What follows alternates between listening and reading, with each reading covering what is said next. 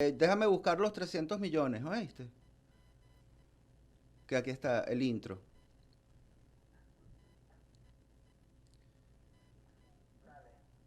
Ok, así soy yo con Adriana. Lleva dos. Voy, voy. Hace 300 millones de años, todos los continentes actuales estaban unidos. Las Américas, Asia, Europa, África y Oceanía eran uno solo y lo llamaban Pangea. Y nosotros, desde el 2013, hemos vuelto a unir al mundo. Somos PangeaFM.com. Aquí estamos haciendo radio.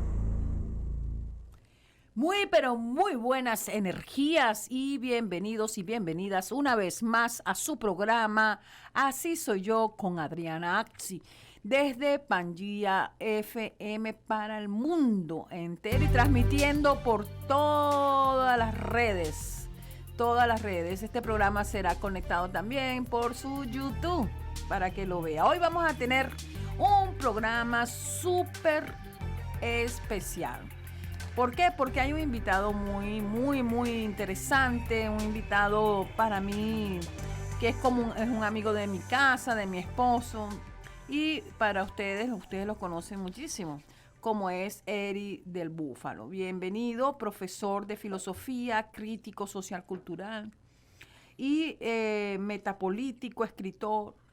¿Qué les puedo decir? Un gran pensador, uno de los tantos internacionalistas que escuchamos diariamente en Twitter, con una profundidad en su temática y dándonos esa profundidad que nos falta a muchos, que es el poder del pensamiento, del análisis que se está perdiendo. Bienvenido una vez más a mi corazón, Eri, de verdad estoy contentísima de tenerte aquí. ¿Me escuchas? No, gracias a ustedes, gracias a ti, Adriana. Un Ujú. honor para mí estar aquí en tu programa. Y saludos a todos, saludos a Franklin y a toda tu audiencia. Bueno, aquí está Frankie Frankie con con nosotros. nosotros. Eri, voy a darte un avance de la primera pregunta. Tú sabes que eh, mm, estamos en un tiempo donde se usa mucho este término que debemos despertar, ¿no?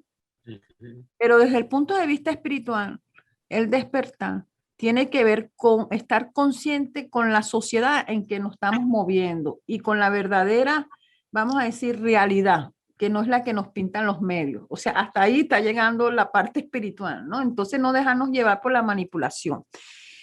Pero dentro de esto estamos en un límite en el despertar, donde vemos que si no despertamos, vamos hacia atrás, vamos hacia una parte de cortar con el avance de la civilización, ¿no? Pero cuando yo me pongo a pensar en la civilización, ¿es acaso que está ligado con esta tecnología que nos están aplicando y esa tecnología está yéndose contra la dignidad humana? Es la pregunta. A ver, bueno, gracias. Una pregunta muy compleja y Sí. bien, vas con todo de una vez. Está muy bien. Bueno, Mira, dándole sí, forma, ¿no? Forma eh, porque no es fácil hablar, señores, con un filósofo. yo me lo esperaba. Está muy bien, gracias, Adriana. Muy buena pregunta. Fíjate, el despertar es sobre todo una imagen que usa la filosofía oriental, ¿no? Para referirse a ciertos fenómenos de la conciencia. Y muchas veces se entiende despertar como más bien estar muy imbuido de información y de datos y estar conectado todo el día en un estado de supraconciencia de ver todo lo que pasa. Y eso no es así realmente. El despertar más bien tiene que ver con darse cuenta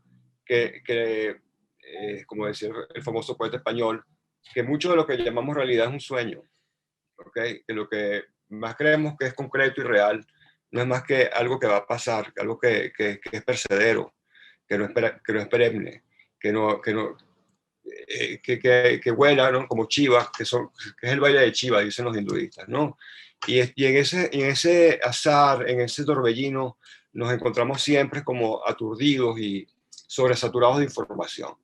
Eh, un poco tomando la filosofía, digamos, digo la filosofía oriental, estoy hablando de algo muy amplio y un poco, de un modo no riguroso, pero para que la gente entienda, más bien tiene que ver con darse cuenta de lo que los antiguos llamaban el mundo invisible. Es decir, las cosas que no vemos, pero que son las que nos hacen. Por ejemplo, la conciencia nunca la vamos a ver, la conciencia es invisible. El Pero amor, el amor es invisible, nunca lo vamos a ver. La responsabilidad es invisible, nunca la vamos a ver. La libertad es invisible, no es un objeto, no es una información, no es un perol, como decimos en Venezuela, ¿verdad? Entonces, esas cosas, identificarse con esas cosas es realmente lo que en un sentido profundo hay que entender por despertar. Eso es la primera cosa que te quería decir y creo que es un poco la tónica de tu labor, de lo que tú y Franklin hacen, no solo en tu programa, sino cotidianamente como oficio, ¿verdad? Eso es lo primero que le quiero decir a la gente, que a veces despertar es más bien, se parece más a ignorar que a estar consciente, ¿no? O sea, porque ya te voy a comentar lo de la tecnología, no se me escapa, pero antes de llegar al problema de la tecnología, nosotros estamos sobresaturados de información. Esta información es casi siempre, además, o tendenciosa o es propaganda. Estar conectado y estar bombardeado de toda esa información, de toda esa propaganda, es lo contrario a despertar. Es estar, lo que diría el hinduismo, completamente imbuido en el mundo de Maya. o Ahora como, bien, disculpa para darte el toque, ¿no? No vayas a perder la idea. O, como tú no, dices, estamos creo- controlados por una ingeniería social, ¿no? sí, Y claro, no nos deja pensar, y por una psicología de masas que nos quieren convertir en algo como una cosa, ¿no? sí, bueno, ahí es donde tenemos que entender, fíjate que toda la tecnología en los últimos 20 años se ha dirigido sobre todo ¿a qué? A la información, a la comunicación. ¿Por qué? O sea, en los años 40, 50, uno veía los cómics de ciencia ficción y los libros de ciencia ficción, y más bien aquellas personas se manejaban el 2020, ¿no? Su futuro, más bien en viajes espaciales y carros que volaban. Y más bien la tecnología no fue para allá, fue hacia el mundo de la mente, de la comunicación, de la imagen, ¿ok? Entonces, del teléfono inteligente, etcétera, etcétera, de la informática y de la inteligencia artificial. Justamente, ¿qué es eso? Es decir, tecnología dirigida no al control de la materia, sino al control de la mente. ¿Ok? O sea, el control de la mente no me gusta hablar así a veces mucho porque la gente se imagina que hay como tres personas en la Toscana tomando un vino muy caro, manejando el mundo como una película de James Bond. No es así. Es una ¿Qué tendencia. no? Claro, aunque sí también hay eso, ¿no? El También hay estado como profundo, por ejemplo, nadie sabe a cierta, o sea, qué es lo que está pasando desde el control del estado profundo, que nos están expropiando nuestros países, nos están expropiando nuestras culturas, nos la están saboteando, nos están saboteando nuestra forma de ser de cada país, porque prácticamente, y en eso también nos están deshumanizando día a día. Entonces Sí, yo sí, pienso aquí que yo tengo una preocupación porque estoy entre el punto de la deshumanización que hay, ¿verdad? El efecto de la tecnología de convertirnos como en esclavos sí, de un pensamiento que ponen allí que te van llevando o controlando o manipulando a través de una ingeniería social, a través de una ingeniería, a través de la psicología de masa y a través de irnos desquiciando y nada más conectarnos con la tecnología. Dicen los maestros espirituales que la tecnología sin espiritualidad es un caos. sí. Bueno, hay un autor que a mí me gusta muchísimo, que Franklin y tú a lo mejor conoces, que es Fulcanelli, ¿no? Tiene un famoso libro sobre el misterio de las catedrales. Fulcanelli no es una persona, son varias personas, ¿no? Son varios maestros. En uno de los últimos libros, finales de los 80, principios de los 90, se llama Finis Glorias Mundi, ¿no? Se consigue en PDF gratuitamente. Él nos hablaba ya de lo que estaba pasando, ¿no? Y él hablaba de los falsos demiurgos, de estas personas que creen que pueden darle forma al mundo a su antojo según sus intereses. Y hablaba de Ese es el estado profundo, claro, dirigido eso desde es la el ONU. estado profundo, que va más allá del Estado, en el sentido que son funcionarios del Claro. Estado, ¿no? O sea, va mucho más allá del sentido que Trump le podía haber dado, Claro. es mucho más profundo. Es gente que se cree como predestinada, ¿verdad? Gente, fuerzas, digámoslo así, porque incluso esas fuerzas sobrepasan a esas personas, ¿no? A moldear el mundo a su antojo. Piensan que hay mucha población, por ejemplo. Piensan que la mayoría de la gente es chatarra, que no tiene por qué estar en este planeta contaminando su paisaje. Entonces, ahí realmente... Y que estamos comiendo demasiado. Sí, exactamente. Entonces, hay una visión muy perversa de la humanidad, y esto se explica porque, si vamos más profundamente, todo el proyecto moderno de creer que la mera ciencia iba a salvar al hombre, que es además una cosa que no es científica, sino religiosa, es mesiánica, ¿verdad? Hay un mesianismo del progreso que empezó en el siglo XVIII, se acentuó en el siglo XIX y fue toda la estructura del siglo XX, y hoy estamos viendo sus consecuencias. Yo creo que ha llegado a su límite. O sea, estamos en una especie de cambio epocal, de alguna manera. No en el sentido que le da la Agenda 2030 de Davos, de que en 10 años tenemos que tener un hombre sumiso, menos población, más controlado, sino en el sentido más profundo de que ya no hay fundamentos. O sea, que nos hemos alejado demasiado de los dioses, nos hemos alejado demasiado de nuestra alma, nos hemos alejado demasiado de nuestro espíritu, y ya incluso nos estamos alejando de nuestro cuerpo. Con lo cual somos prácticamente, como llamaba Foucault, cuerpos dóciles. Somos inteligencia artificial. Entonces, ese es el proyecto, convertirnos a nosotros no en una inteligencia humana, sino en una inteligencia, operadores de una inteligencia artificial, ¿no? Y es un proyecto de sumisión, tal vez el más terrible que se pueda concebir, porque justamente va al centro, al meollo, al núcleo de la esencia humana. O sea, como tú bien decías, el objeto de todo esto no es tanto controlar un territorio o controlar unos recursos naturales, es controlar la esencia humana, es controlar el espíritu. Entonces, ese es el punto. Muchos autores han llamado a esto biopolítica, en un sentido muy técnico, es decir, moldear la vida no según los dio el orden cósmico, sino según los intereses de estos falsos demiurgos, ¿no? Me permito hablar un poco así ya, más libremente. Gracias. Mira, son más esféricos, que no hablo en la academia porque estoy en tu programa, ¿no? Tranquilo, ya sabemos que estamos en un público, pero tú sabes que yo creo que la gente necesita del mensaje académico del filósofo. Porque no, una de las cosas que tiene ese mensaje es que te ayuda a pensar, y hay muy pocas cosas que te ayudan a pensar, o muy pocas personas te ayudan a pensar. Y este programa está un poco diseñado para eso.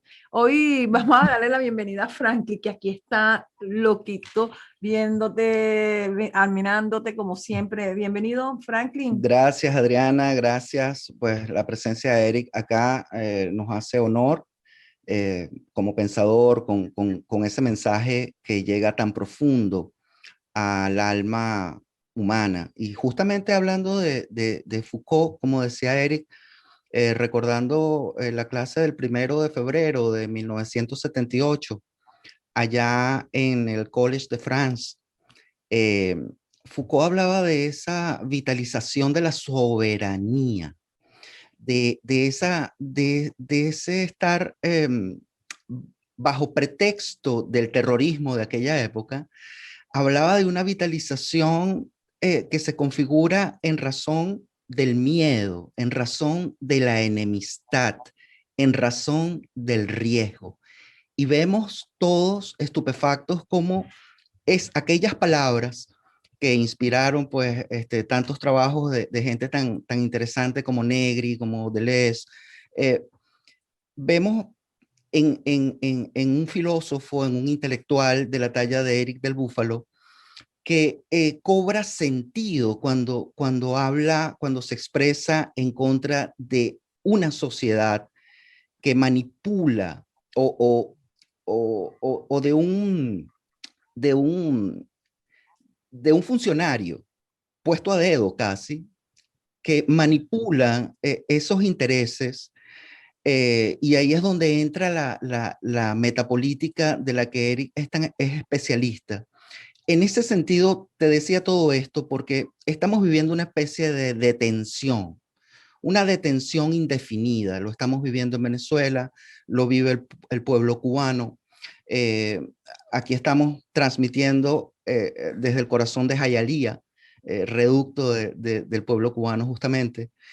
Y en esa detención indefinida ante esa manipulación, Eric, ¿cuál es el mensaje fuera de la academia? El mensaje que tú le puedes dar a este maravilloso público de Adriana para enfrentar, digamos, desde el alma, desde aquello que no es recuperable, enfrentar esta situación.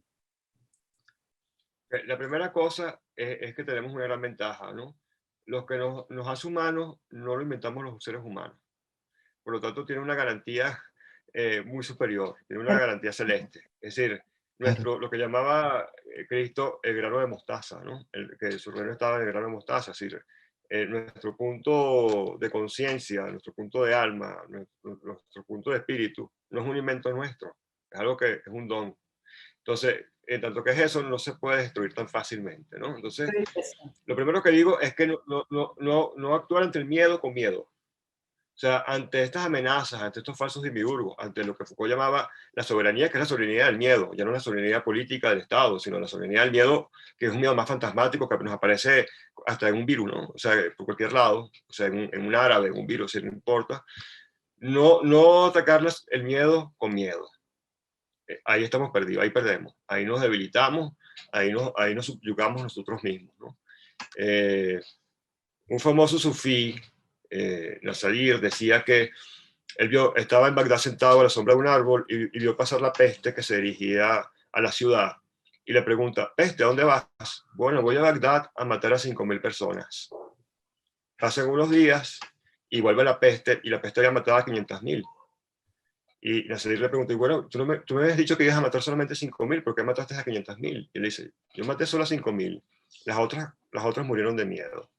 Entonces, no quedamos ante el miedo, porque esa es la parálisis, ¿no? Recordemos que Satán significa parálisis, en el sentido más originario. Entonces, mientras no estemos paralizados, tenemos la garantía de obrar con nuestra conciencia, con nuestro espíritu, con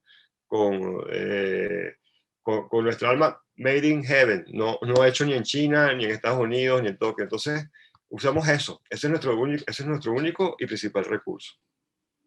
En cuanto a cuál es el movimiento, Franklin y Adriana, que me lo preguntan, bueno, es muy fácil, es reducir ese grano de mostaza, a pura biología. ¿Para qué? Para hacerla una biología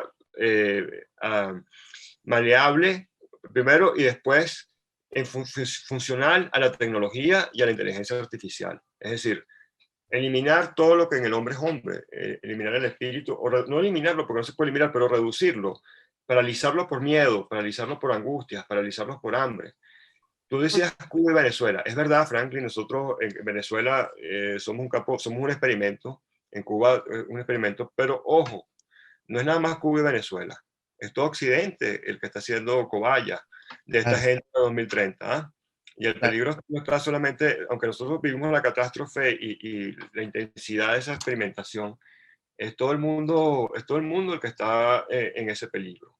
Eric, dime Sí. una cosa, tú que vives diariamente en Venezuela, que estás en contacto a nivel universitario como profesor también y como ciudadano de ese país o de nuestro país, mejor dicho.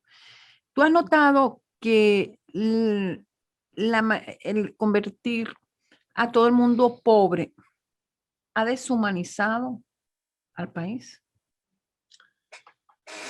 Fíjate que en Venezuela, en Cuba, o sea, bueno, yo no estoy seguro que Cuba y Venezuela se haya sido el mismo modelo exactamente, aunque Venezuela está muy dominada por los cubanos. Yo creo que Venezuela está peor que Cuba, lo digo sin tremendismo. Yo te digo este punto, porque como están empobreciendo a la humanidad entera con la cuestión del virus, y ya vemos en Venezuela que se ha empobrecido uno de los países, o quizás el país más rico de América Latina, sin exagerar,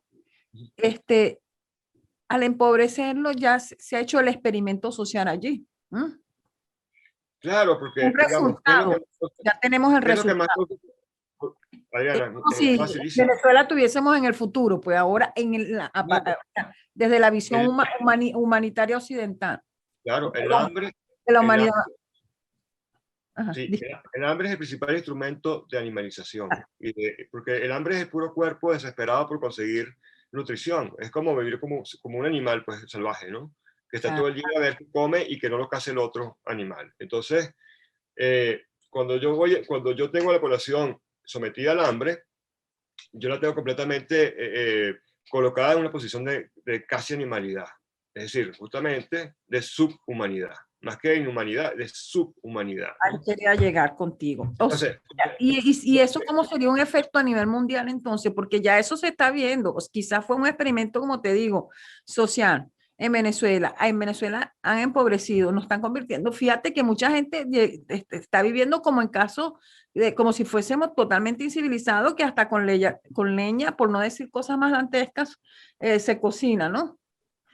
Entonces, bueno, Hegel lo decía muy bien, ese filósofo alemán, ¿no? Decía que el mundo de la libertad empieza justamente cuando se ha superado el mundo de la necesidad.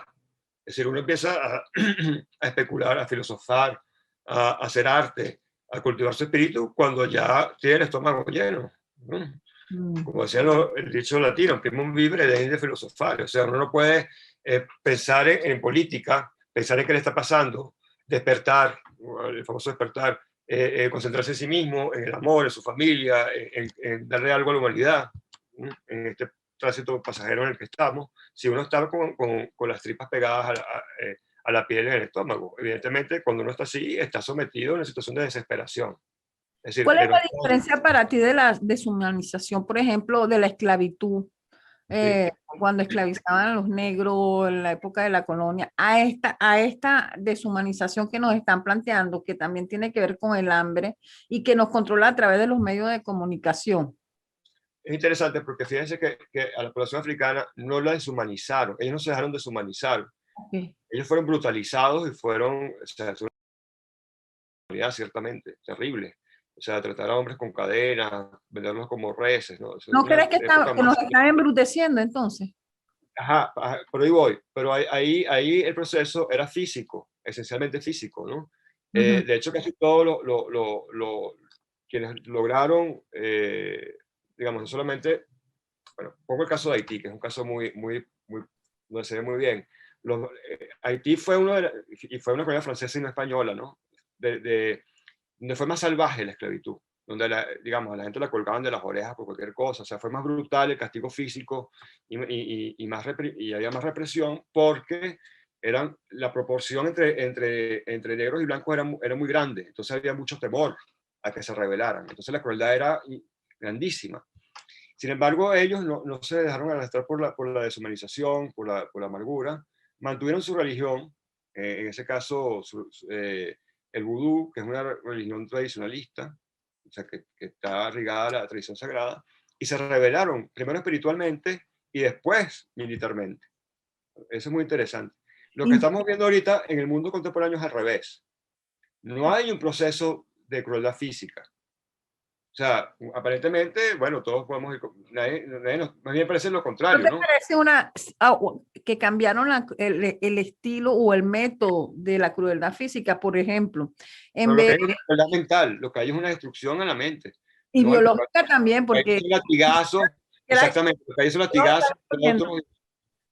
y tortura, pero hay una tortura, pero no en el cuerpo, sino en la mente, ¿no? O sea, de modo de amilanarla lo más posible, de reducirla a lo menos. Pues hay una chatarrización de la cultura, por un lado, un envenenamiento de principios elementales de cómo se estructura la familia, hay un ataque completo a cualquier tipo de identidad, hay un odio a cualquier tipo de verdadera autonomía, independencia, incluso de virilidad que apunte. O sea, hay toda una estrategia de tortura de la mente donde se desplaza la diferencia entre nosotros, hombres contemporáneos, las víctimas de la esclavitud africana es esta.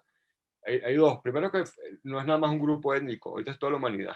Y la segunda es que ya no es contra el cuerpo, sino contra la mente. Y entonces el castigo, aunque parezca menos doloroso, a la larga es mucho más destructivo. O a lo mejor nada más te meten una inyección y no sabemos cómo es el que te castigan el cuerpo, ¿no? Ah, bueno, además, bueno, claro, el cuerpo lo castigan, ahora sí, no lo castigan con dolor, Exactamente.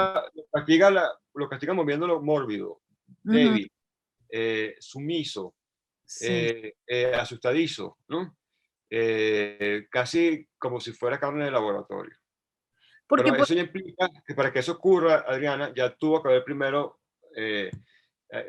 tuvo que haber pasado primero un castigo mental para que el cuerpo se deje someter tan dócilmente.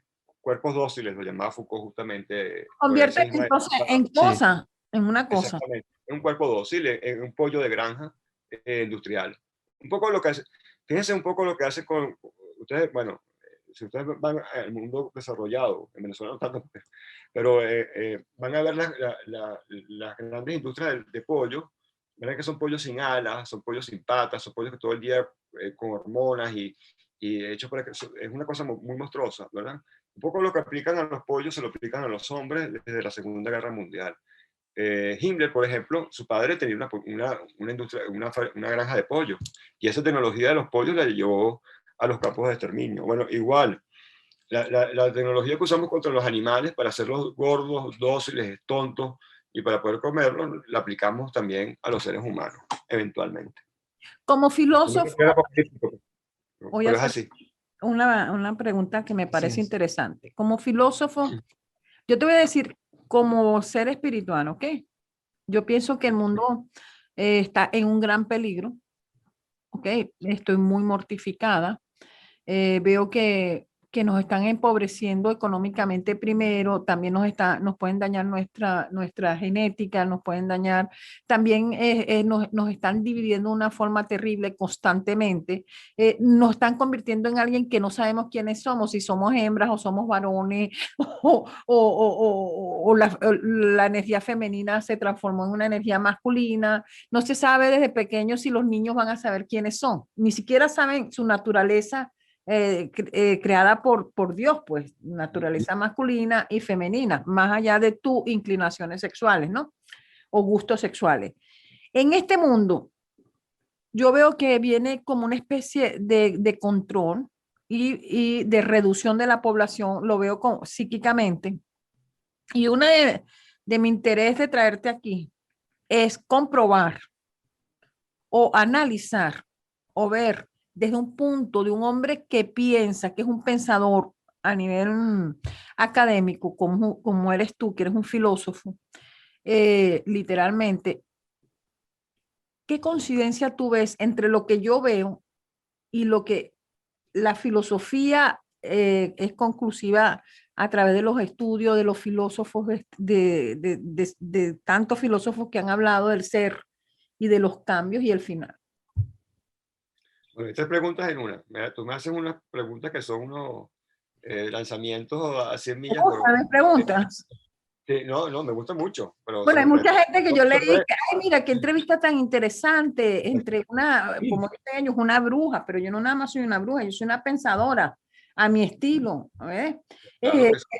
entonces No, le parece extraordinario, pero yo creo que, yo coincido contigo, te lo voy a decir en otras palabras lo que tú dijiste porque coincido. O sea, lo primero que dijiste, efectivamente, hablando de la esclavitud y la época moderna, lo decía muy bien Foucault, ya que Franklin lo citó, estamos pasando de sociedades de disciplina, o sea, sociedades donde el papá te daba un correazo, o el cura te decía que eso era pecado, o tenías que ir a hacer el servicio militar obligatorio, que tenían sus crueldades, pero no mellaban, no iban al centro del espíritu humano, a sociedades de control, donde no tocan aparentemente el cuerpo, donde uno es libre, aparentemente, ¿verdad?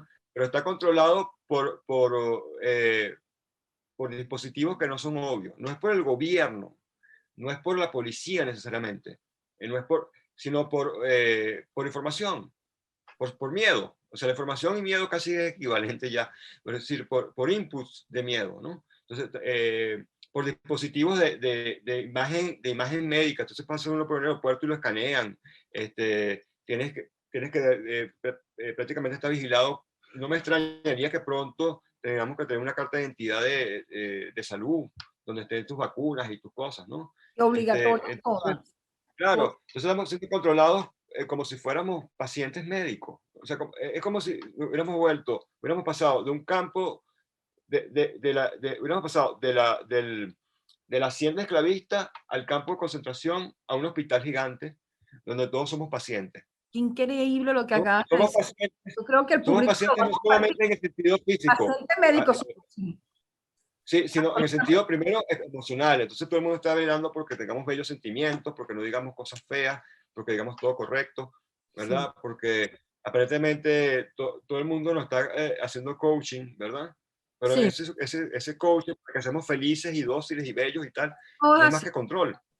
Es control. Eso por un lado, y por el otro lado, por el lado de la izquierda, porque es como el policía bueno y el policía malo, te están inyectando miedo todo el día, si no es el terrorista islámico, es un virus X, o es cualquier cosa, o es la economía, o es X hoy. Entonces, así estamos. Yo coincido contigo con esa observación, o sea, Yo estoy de verdad muy interesada en siempre conversar con personas como tú, que tienen esa academia, porque esa academia también me puede responder algo todavía más peligroso. Y es lo siguiente. La mayoría de las personas no están pensando. ¿Por qué no piensan?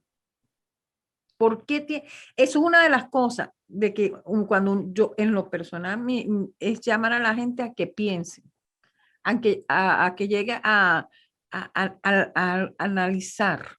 Pero ¿por qué esta sociedad ya no piensa? Como profesor, ¿qué tú me puedes indicar sí, de esto?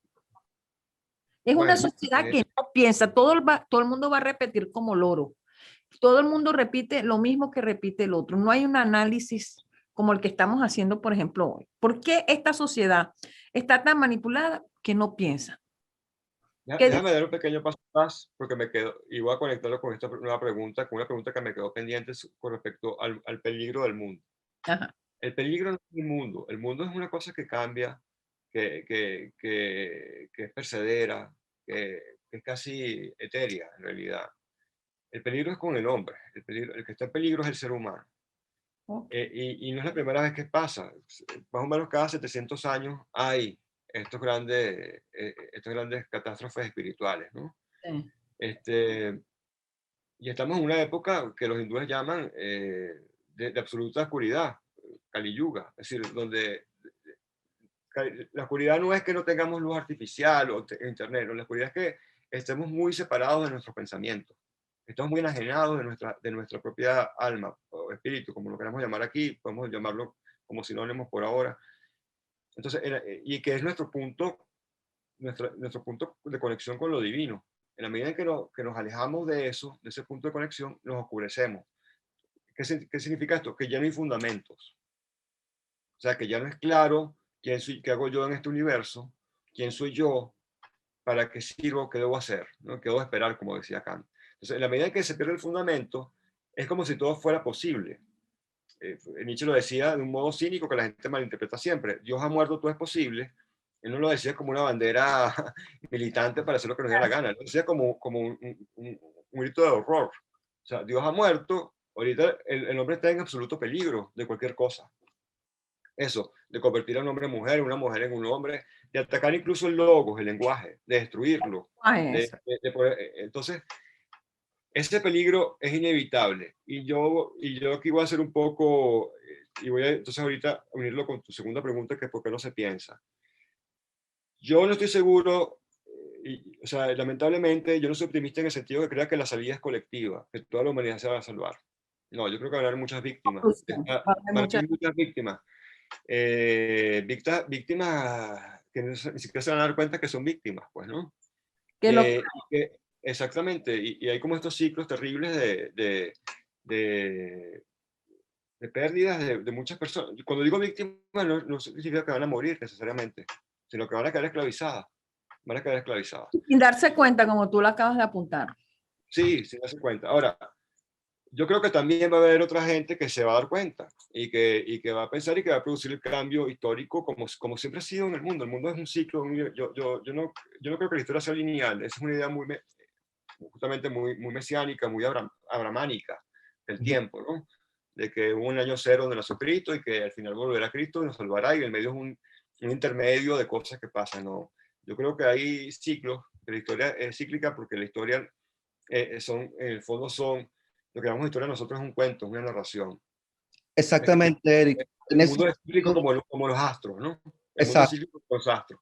Entonces, estamos en un periodo oscuro, ese periodo oscuro se va a llevar muchas personas, van a colapsar muchas instituciones y después vendrá otra vez un despertar y un nuevo amanecer. Es así, es cruel, pero es así, yo lo veo. Esta salida global, que todo el mundo, que los 6 billones de personas despierten y hagan un canto, no lo veo. No lo veo así. En ese sentido, justamente quería traer a colación Amable, gracias. esta obra maravillosa, que, digamos, recorrerla es justamente un camino iniciático. Y habla de eso, pues, hasta cierto punto, ese descubrimiento de aquella luz, la Vamos a obra nombrar el libro de él. Polifemo, de Eric del Búfalo. Excelente texto, disponible en Amazon. Excelente texto recomendado por esta producción. Hablando de Polifemo y de esa iluminación, digamos, fuera del cliché de la palabra y de lo que implica, pero esa iluminación luego de hacer el recorrido hacia lo interno, de descubrir esa neurosis, en medio de la neurosis del ser humano actual, y de ese encuentro con lo femenino, de ese encuentro que trasciende el útero mismo del que partimos para encontrar una esfera, digamos, un vacío, pero que lo llena todo. O sea, ese gran vacío donde ya no hay discurso, donde ya no hay el ruido de la locura de esa mente que nos aprisiona.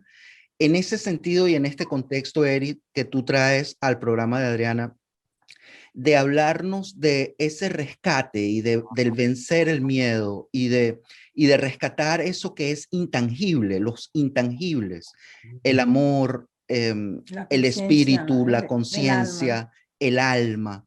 En el rescate de los intangibles, Eric, yo quisiera que dejaras al público maravilloso de Adriana el mensaje que desde tu ser como iniciado, como ser de luz que eres, ¿qué le puedes decir a nuestra audiencia?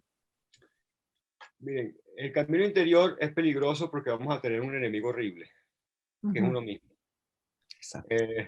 ¿Qué fue? Lo que algunos Rosacruces llaman el monstruo del umbral, ¿no? Yo me voy hacia adentro y lo que voy a ver es enfrentar tus propios demonios. Sí, pero ¿cuál es el demonio aquí? No necesariamente una idea, un mal pensamiento o una envidia. No, es uno mismo, es el ego. Es el ego que no me deja subir, porque mirar hacia adentro en realidad es mirar hacia arriba. Como decía Master Eckhart, a medida que yo me miro más hacia adentro, me doy cuenta que estoy vacío de ego, soy igual a Dios. Había otro místico sufí, la gente va a pensar que soy sufí, pero es una tradición que yo me he nutrido mucho. Nasrul al-Hayat, él fue torturado, él pasó por cosas horribles como el hombre contemporáneo, porque decía que él era Dios, ¿no? Entonces, por supuesto, fue encarcelado, fue torturado y al final fue puesto en tortura, y cuando el verdugo lo iba a matar, el verdugo, que se da cuenta que es un hombre santo, le dice: maestro, pero yo no puedo matar, o sea, me cuesta matarlo, porque diga, arrepiéntase para que yo no tenga que matarlo, porque yo sé que usted es un hombre santo. Y entonces él dice: no, yo sigo siendo Dios, pero yo soy Dios cuando no soy yo. Yo soy Dios cuando no soy yo. Entonces, ir hacia adentro no es estar revolcándose en la neurosis, en los espejos del ego, en que si me salió una cana, o que si estoy gordo, o que si yo soy... No. Ir hacia adentro es darse cuenta de que no hay nada, y que esa nada es femenina. Por eso que es la imagen de la mujer. Es una vasija que recibe la luz de arriba, ¿no? Y a propósito de esto, una última cosa, yo sé que el tiempo ya premia, pero aparentemente se está atacando al hombre en esta época. Y no es verdad. Lo que se está destruyendo es lo femenino. Se está anulando esa energía femenina absurda, perdón, de un modo absurdo, porque lo femenino en el fondo, ¿qué es? la vasija donde toda la humanidad, hombre o mujer, nace. Y ese es el peor peligro de todos, porque ahí estamos ya entrando en el origen, ¿no? Lo que llamaban los templarios el cáliz sagrado, la vasija donde el universo nace, donde la luz entra. Bueno, entonces, bueno, esas serían mis palabras. Les agradezco muchísimo que me hayan invitado. Te voy a hacer ya va, espérate. Otro compromiso, porque quiero hablar del tema de la energía masculina y femenina, que me parece muy interesante. A ver si en otra ocasión lo A la orden, planteamos. con mucho cariño estaré aquí cuando... Muchas gracias, Eri. De verdad, les recuerdo que Eri estudió también con mi esposo, con Franklin. Eso. Sí. Y él me echa mucho cuento cuando ustedes estaban en la universidad, en tierra de nadie, echando broma. Bueno, todos esos cuentos que ya ha cambiado mucho la UCB. Franklin, despídete de tu amigo. Bueno, por ahora. De verdad, un placer tenerte aquí, Eric. Tú sabes que esta es tu casa. Aquí el mensaje este mensaje luminoso, porque la iluminación es saber y saber es información. Y apelando a esta información infinita, ilimitada, omnisciente, a la que tenemos acceso. Pero que va, no me dio tiempo. Estos seres, necesito 3 horas. No es fácil, Adriana, porque sí. Imagínate, allí hay un cáliz justamente de conocimientos señores, infinitos. Porque estamos hablando con alguien muy especial y quiero darte las gracias desde todo mi corazón, desde lo más profundo de mi estado de conciencia, sí, de que hayas dado tus palabras para iluminar a las personas, porque este tipo de programa lo que busca es eso, darle un poco de luz interior, que al final es lo que nos fortalece ante la pobreza, nos fortalece ante los momentos duros, ante las guerras. Lo único que nos queda es esa fortaleza interior. Y sí. Hoy has dado una lección de cómo caminar hacia adentro y tú, desde tu punto de vista analítico también, de que, bueno, si viene un fin, pero que este no es el fin, siempre va a haber un nuevo comienzo. Muchas gracias. De verdad te quiero mucho. Bendiciones para tu familia y bendiciones para todos los seguidores de Eric, que ya los veo en Twitter esperando el programa. Bueno, agarra allí. Saludos a Yanis, besos a las niñas, Eric, de verdad. Pues sí, ahora vamos a continuar con este programa maravilloso. Vamos a hablar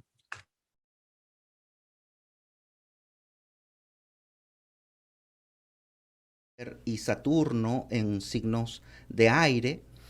Tenemos en signos de agua a Mercurio y Neptuno. Tenemos en signos de fuego a la Luna, al Sol y a Venus.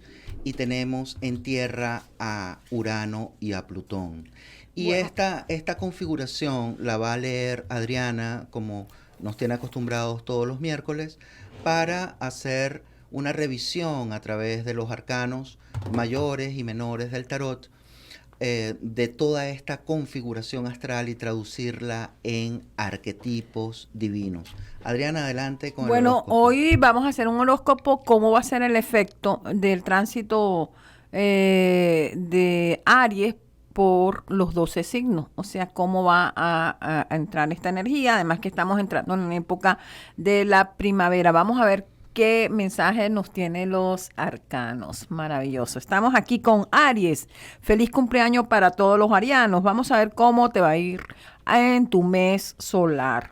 Habla de dice que lo mejor es usar constantemente la razón, o sea, el hemisferio izquierdo del cerebro, la razón sobre el corazón es la recomendación para salir adelante. También dice que es un mes de hacer justicia, de recibir justicia, incluso divina, pero que la mejor forma de lograr los objetivos para ti este mes es usando la razón sobre el corazón, manteniendo el equilibrio. Cuando hablamos de la razón, hablamos del elemento aire también, que es el elemento del control de la mente, ejercicios como la meditación también, donde hay bastante energía de respiración, porque es un elemento espada, que significa el aire.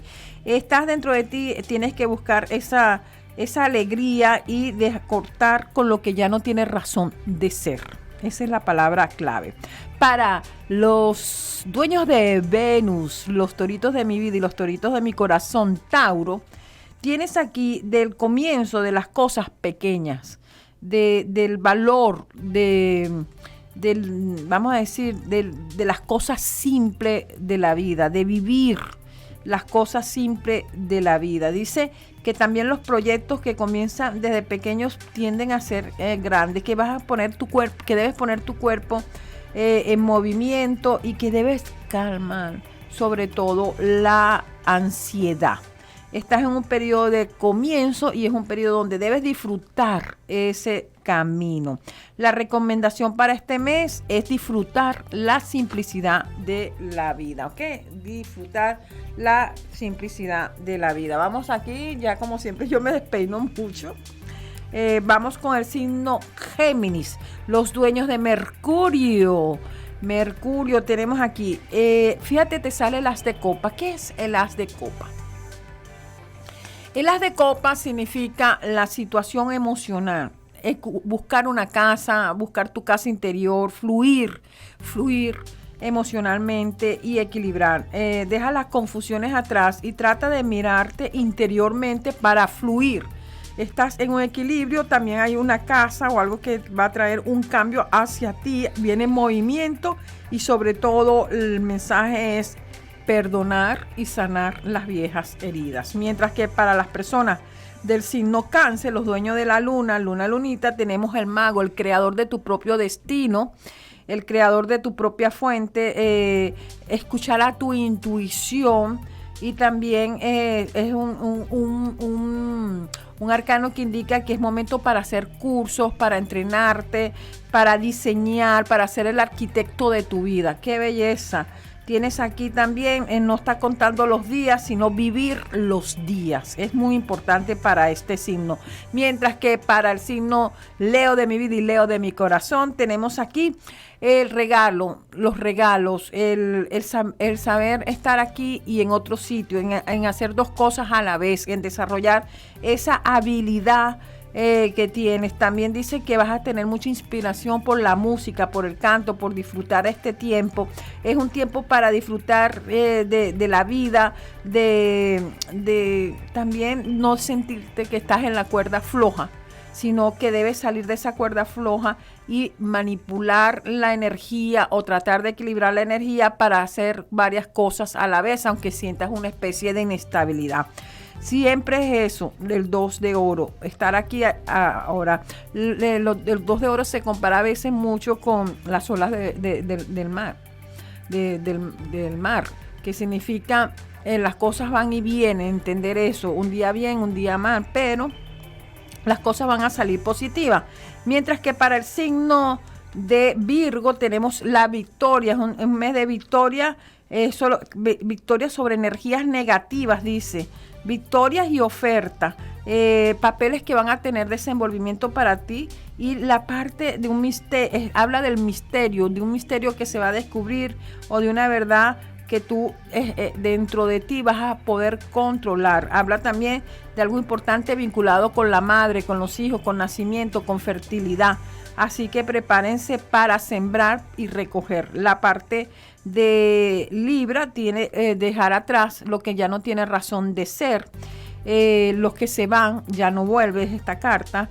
Cambios en tu corazón. Para los libranos hay un cambio en su corazón, en sus emociones, y como se fue alguien, vuelve otra persona que es un hombre muy importante que va a volver en los próximos días. Para las personas del signo Escorpio, tenemos la riña en la puerta del trabajo, pero vienen cambios, mudanzas, renovaciones. En el amor te sale la independencia. Es una forma, dice que es el momento de ser independiente, de buscar un negocio, de buscar un emprendimiento, el de vivir también dentro de la naturaleza.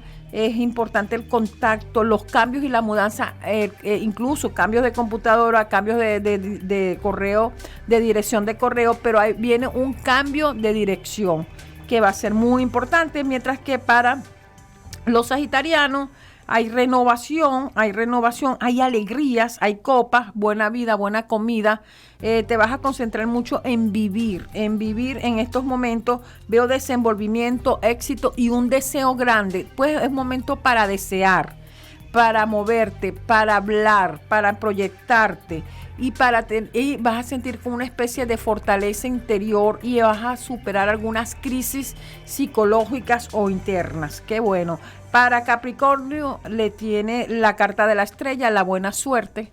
Te acompaña, qué lindo, la buena suerte. Podrías tener contacto con personas esotéricas, temas como extraterrestres, personas importantes. Dice que tienes que seguir hacia adelante sin temor porque la suerte te acompaña y confiar en que el destino te va a equilibrar todas las cosas que quieres conseguir. Las estrellas están de tu parte y estás en una parte donde también vas a tener un cambio físico y un hecho importante con una niña. En el medio de Acuario tenemos aquí que debes de deshacerte y romper con el aburrimiento, los acuarianos, y con el descontrol. Vas a saber también que viene un cambio, vamos a decir, a entrada a otra realidad. Es un cambio brusco en medio que tú vas a tener que someterte a ese cambio y buscar la perfección y la iluminación interna para vivir y entrar en otra especie de realidad. Les explico, va a cambiar algo dentro de tu entorno, ¿ok? Ahí va a cambiar algo en tu entorno, dentro de tu entorno, no necesariamente tiene que ser algo negativo, ¿ok? Puede ser para positivo. Y así va a ser. También tiene fluidez económica para los próximos días. Mientras que para nosotros los piscianos, el 10 de copa habla de la protección de Dios. Es una de las cartas más positivas. Tienes alegrías familiares, la unificación, los reencuentros de la familia, la placidez, negocios que se pueden abrir con mucha felicidad. Sigue saliendo el 2 de copa y te viene un triunfo y placeres en tu vida que vas a disfrutar. Así que este mes va a ser muy positivo. Toda batalla va a tener un buen resultado, tanto económico, espiritual y familiar para las personas del signo Piscis. Espero que ustedes hayan podido disfrutar de este excelente programa y que la vida los lleve por los mejores caminos en las próximas horas. Y que Dios los bendiga en cada instante de su vida, que levanten este ánimo. Este es un programa hecho para usted, para que piense, para que analice, para que profundice, para que despierte. Y también le quiero dar las gracias, como les digo, a Eri del Búfalo y su libro Polifemo, que es un libro maravilloso. Recuerden que lo pueden conseguir en Amazon. Así que Dios me los bendiga y de verdad estos son programas para pensar. Y eso es lo que nos hace falta, pensar y conectarnos con esa fuerza interior y con nuestra fuente infinita. Que Dios, les bendigo cada instante de su vida, siempre con ustedes. Los amo.